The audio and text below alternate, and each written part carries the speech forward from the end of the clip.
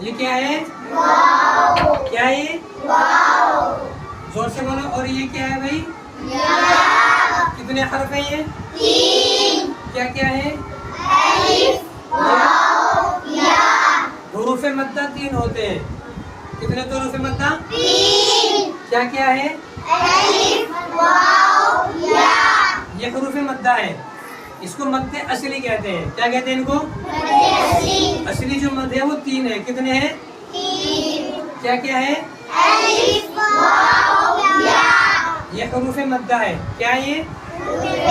حروف مدہ الف، واو، یا.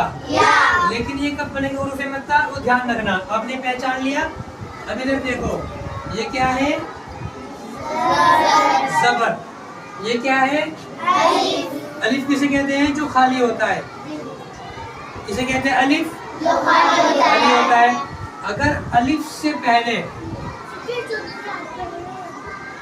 اس سے پہلے بھائی، الف سے پہلے والے حرف کے اوپر کیا آئے گا؟ زبر. کیا آئے گا؟ الف ہے، اس سے پہلے جو حرف ہے اس کے اوپر زبر آئے گا تو الف مدہ ہوگا. کیا ہوگا؟ الف مدہ کسے کہتے ہیں؟ الف سے پہلے والے حرف کے اوپر زبر آئے. اسے کہتے ہیں الف مدہ. یہ دیکھو کیا ہے؟ کیا ہے یہ؟ اور یہ کیا ہے؟ جزم. یہ کیا ہے؟ جزم. اب یہ کیا ہے بولو؟ یہ کیا ہے؟ یا کے اوپر کیا ہے یہ؟ جزم. جزم والے حرف کو کہتے ہیں ساکن. تو یہ کیا ہوگی؟ یا ساکن. کیا ہے یہ؟ یا ساکن سے پہلے والے حروف کے نیچے زیر آئے تو یا مدہ ہوگا. کیا ہوگا؟ یا مدہ. یا ساکن سے پہلے، دھیان سے، یا ساکن سے پہلے کیا ہے؟ تو کیا ہوگا؟ ہوگا. اب یہ کیا ہے؟ اور یہ کیا ہے؟ واو ساکن سے پہلے اگر پیش آئے تو وہ مدہ ہوگا. تو یہ 3 حروف مدہ ہیں. آ رہا سمجھ میں؟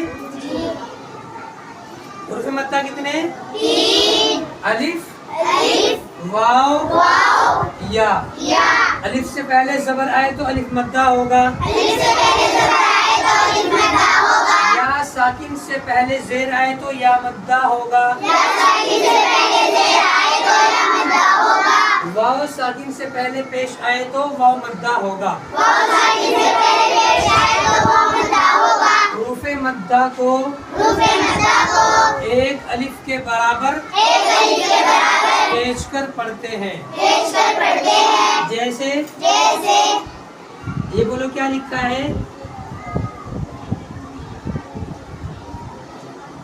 بولو کیا لکھا ہے یہ؟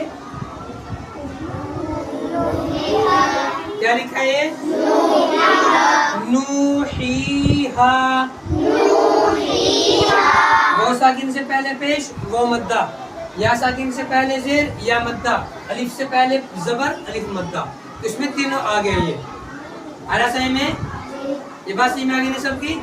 تو یہ 3 حروف مدہ ہے. الف سے پہلے زبر آئے گا تو الف مدہ ہوگا. یا ساکن سے پہلے زیر آئے گا تو یا مدہ ہوگا. واو ساکن سے پہلے پیش آئے گا تو وہ مدہ ہوگا. سمجھ گئے نا؟ حروف مدہ کتنے ہیں؟ حروف مدہ کتنے ہیں؟ 3. کیا ہے؟ ان کو مد اصلی کہتے ہیں. کیا کہتے ہیں ان کو؟ مد اصلی کو ایک الف کے برابر کھینچ کر پڑھتے ہیں. بولو ٹھیک ہے نا؟ الف سے پہلے زبر آئے تو یا ساکن سے پہلے زیر آئے تو واو ساکن سے پہلے پیش آئے تو